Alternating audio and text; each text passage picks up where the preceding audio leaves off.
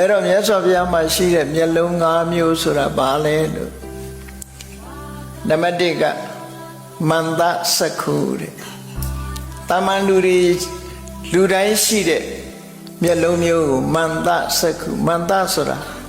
အသားဆိုင်မွေးရပါအသားဆိုင်မျက်လုံးရှိတယ်မွေးရပါမျက်လုံးအဲ့ဒါကိုမန္တစက္ခုလို့ခေါ်တယ်ပဂတိမျက်လုံးပေါ့ပြောမယ်ဆိုရင်ပဂတိစက္ခုပေါ့သို့တော်စာပေကျမ်းကမှာမန္တစက္ခုလို့သုံးတယ်မန္တစက္ခုရိုးရပဂတိမျက်လုံးရှိတယ်နံပါတ်2ကဘာလို့ဆိုဒိဗ္ဗစက္ခုဒိဗ္ဗစက္ခုဆိုတာ divine eye လို့ divine eye ဆိုပြီးတော့နတ်မျက်စိလို့ထူးခြားတဲ့အဘိညာဉ်ဉာဏ်မျက်စိတစ်မျိုးလည်းရှိတယ်ဘလောက်ဝေးတဲ့နေရာပဲဖြစ်ဖြစ်မြင်နိုင်စွမ်းရှိတယ်ကွဲနေတဲ့အရာတောင်ကြီးကွဲနေတဲ့အရာကိုလည်းထွန်းဖောက်ပြီးတော့မြင်နိုင်စွမ်းရှိတယ်အဲ့ဒါတော့တပ္ပထကျင့်စဉ်ကိုကျင့်ပြီးတော့စတုထဇံထိအောင်ဇံရပြီးတဲ့နောက်မှာအဘိညာဉ်စွမ်းအားရရှိထားတဲ့ပုဂ္ဂိုလ်တွေမြတ်စွာဘုရားသာရှိတာမဟုတ်ဘူးမြတ်စွာဘုရားရဲ့ဤစနစ်ကိုမှတ်သားပြီးတော့အဘိညာဉ်ရတဲ့ပုဂ္ဂိုလ်တွေဟာလည်းပဲဒိဗ္ဗစက္ခုဆိုတာရှိတယ်ပေါ့မြတ်စွာဘုရားရဲ့ညီတော်တစ်ပါးဖြစ်တဲ့ရှင်အနုရုဒ္ဓမထေရဗျာဒိဗ္ဗစက္ခုအရာမှာဣတရေဘွယ်သူနဲ့ချီးကျူးမြောက်စားခြင်းခံတပြိုင်နဲ့တထိုင်နဲ့စัจ java လာ1000ကိုဒိဗ္ဗစက္ခုနဲ့ကြည့်နိုင်စัจ java လာ1000ဆိုတာဟာစัจ java လာတစ်ခုမှာနော်မြေမုတ်တောင်တစ်ခုကိုခြံရမ်းနေတဲ့အခုခေတ်နဲ့အလွယ်တကူပြောမယ်ဆိုရင်ကဘာဂျိုကြီးတစ်ခုပေါ့အဲ့ဒါလို့ကဘာဂျိုကြီးပေါင်း1000ကိုကြည့်နိုင်တယ်လို့ဆိုလို့မြေမုတ်တောင်ရဲ့လက်ပြေ6ထိုင်ရဲ့လူပြေရဲ့ဆိုတဲ့သမုဒ္ဒရာ၄စင်းနဲ့ကျွန်းကြီး၄ကျွန်းဆိုတာတွေအပါဝင်အဲ့ဒီလိုဟာကိုစัจ java လာတစ်ခုအနေနဲ့သတ်မှတ်ပြီးတော့ဖွဲ့ထားတဲ့စัจ java လာပေါင်း1000ကိုတပြိုင်နဲ့ကြည့်နိုင်တဲ့မျက်စိအဲ့ဒါကိုဒိဗ္ဗစက္ခုလို့ခေါ်တယ်ပေါ့နောက်တစ်ခုက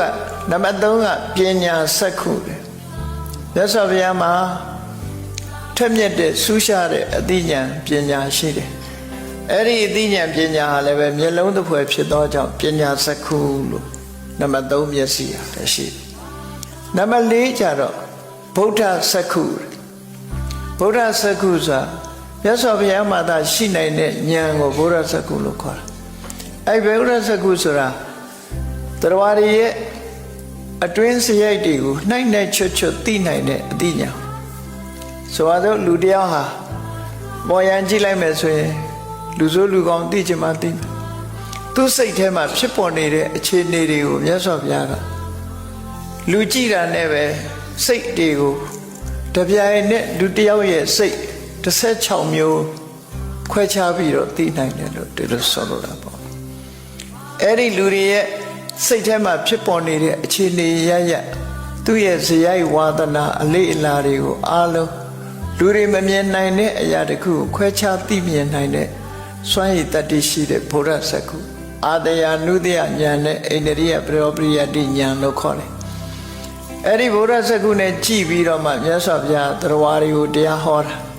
ဒါကြောင့်မို့ဘုရားဟောသမျှတရားဟာလူတိုင်းရဲ့နှလုံးသားကိုထိလို့ဟတ်ထိတယ်လို့ပြောတာပေါ့နော်နှလုံးသားတွေကိုရောက်သွားမြတ်စွာဘုရားဟောလိုက်တဲ့တရားလူတိုင်းဟာသဘောပေါက်နားလဲတာဘုန်းကြီးတို့တွေဟောတာလူတိုင်းရောက်ဖို့ရအလွယ်ဘူးဘုရားဟောတဲ့တရားကိုဟောလို့သာဒီလောက်ဖြစ်တာကိုယ့်အကိုဆိုရင်ဘယ်ရမလဲဘာနဲ့ဥပမာတူတော့ဆိုရင်ကဲလုံးလေးတွေကောက်ပြီးလူအုပ်ကြီးတဲ့ကျဲလိုက်လို့ရှိရင်တော့အဲ့ဒါတယောက်တလေတော့မှတ်မှာပေါ့အဲ့ဒါတော့ပဲရမှာနော်မြတ်စွာဘုရားကတော့ပိဋကမြောင်များစွာရဲ့စိတ်နှလုံးတွေကိုသိပြီးတော့သူ့လည်းထိဆိုပြီးတော့ရှိသမျှပိဋကတွေကိုနှလုံးသားရောက်ပါအောင်ဟောနိုင်တဲ့စွမ်းရည်တတ္တိရှိဒါကိုဗုဒ္ဓစက္ခုလို့ခေါ်တာပေါ့နော်အဲ့ဒါလို့နောက်တစ်ခုကတော့တမန္တစက္ခုတမန္တဆိုတာ